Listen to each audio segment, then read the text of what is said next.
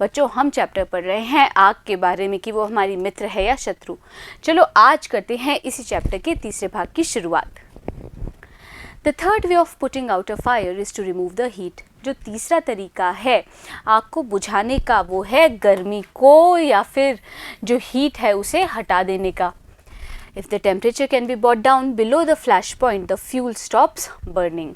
अगर जो तापमान है उसको नीचे कर दिया जाए फ्लैश पॉइंट से तो वो जो फ्यूल है, ईंधन है, वो जलना बंद हो जाता है। You blow on burning matchstick or a candle to put it out. अब भाई जलती हुई माचिस की तीली को या फिर मोमबत्ती को हम बुझाने के लिए क्या करते हैं, फूंक मारते हैं ना। In doing so, ऐसा करने पर you remove the hot air around the flame, bringing down its temperature. तुम क्या करते हो जब ऐसा करते हो, जो गर्म हवा है उस जलती हुई लौ के आसपास उसके तापमान को कम कर देते हो फ्लैश पॉइंट से, and the candle goes out, और इस प्रकार से मोमबत्ती बुझ जाती है। Sometimes water is sprayed on fire. कई बार पानी को छिड़का जाता है आग के ऊपर। तो बच्चों देखो यहाँ पे हमने क्या क्या शब्द पढ़े हैं। सबसे पहला है रिमूव यानी कि अलग करना या फिर हटा देना। ब्रॉट डाउन यानी कि कम करना। फ्यूल मतलब ईंधन। ब्लो मतलब फूंक मारना। फ्लेम मतलब ज्वाला या फिर लपट। स्प्रेड यानी कि छिड़कना। एब्जॉर्ब्स यानी कि सोख लेना।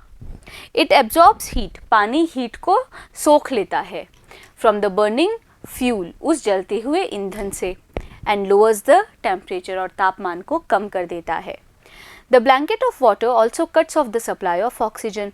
अब ये जो पानी का जो ब्लैंकेट है उसके कारण क्या होता है, कट्स ऑफ हो जाती है, अवरुद्ध हो जाती है ऑक्सीजन की सप्लाई, ऑक्सीजन की आपूर्ति।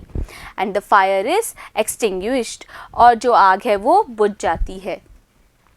Some fires cannot be put out with water.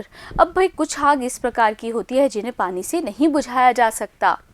If water is sprayed onto an oil fire, अगर तेल के कारण कोई आग लगी है और उसके ऊपर पानी छिड़क दिया जाए, the oil will float to the top of the water and continue to burn. तो जो तेल है वो पानी के ऊपर तैरता रहेगा और जलता रहेगा। This can be very dangerous. ये बहुत ज़्यादा खतरनाक हो सकता है। Because क्योंकि वाटर कैन फ्लो क्विकली, क्योंकि पानी तेज़ी से बहता है। Carrying the burning oil with it and spreading the fire, अपने साथ वो पानी क्या कर सकता है, उस जलते हुए तेल को ले जा सकता है और आग को फैला सकता है। तो बच्चों देखो यहाँ पे हमने क्या क्या मीनिंग्स पढ़े हैं, रिवाइज करते हैं। सबसे पहला है लोअर्स यानी कि कम करना। कट्स ऑफ यानी कि बंद कर देना। सप्लाई मतलब आपूर्ति। एक्सटिंग्विश्ड मतलब बुझ जाना। स्प्रेड यानी कि छिड़कना। फ्लोट मतलब तैरना। डेंजरस यानी कि खतरनाक।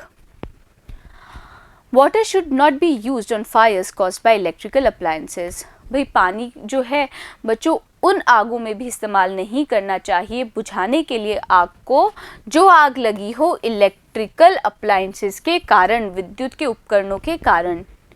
The person spraying water might receive an electrical shock and can be killed. अब जो आदमी पानी छिड़क रहा है ना उसे प्राप्त हो सकता है बिजली का झटका और वो आदमी मारा जा सकता है। A carbon dioxide extinguisher is the best thing to fight an electrical fire. अब जो बिजली के उपकरणों के कारण जो आग लगती है या बिजली के कारण जो आग लगती है उस आग में कार्बन डाइऑक्साइड का एक्सटिंग्विशर ही इस्तेमाल में करना चाहिए। We spend millions of rupees each year in fighting fires. हम हर साल कई लाखों रुपए खर्च कर देते हैं आग से लड़ने में।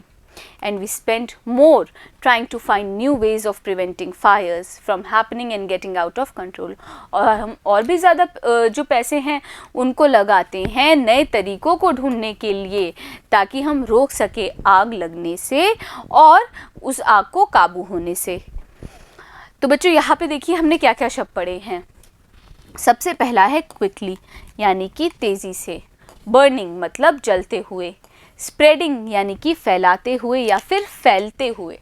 इलेक्ट्रिकल यानी विद्युत या फिर बिजली। अप्लायंसेस मतलब उपकरण।